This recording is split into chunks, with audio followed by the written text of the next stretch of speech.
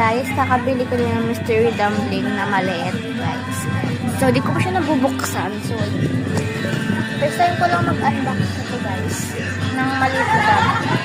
Next week, bibili naman ako ng malaki. So, ayun. May end din ako, guys. Squishy needle. Yan! Ito needle siya, guys.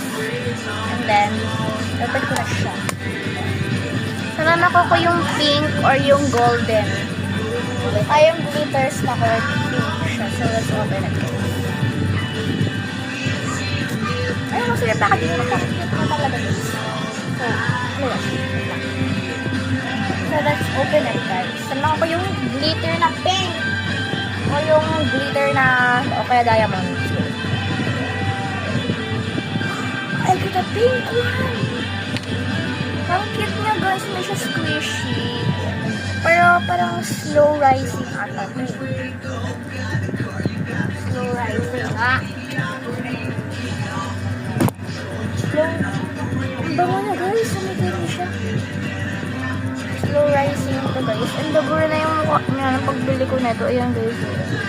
Ang cute talaga na ito. Ito yung mas gusto ko kaysa.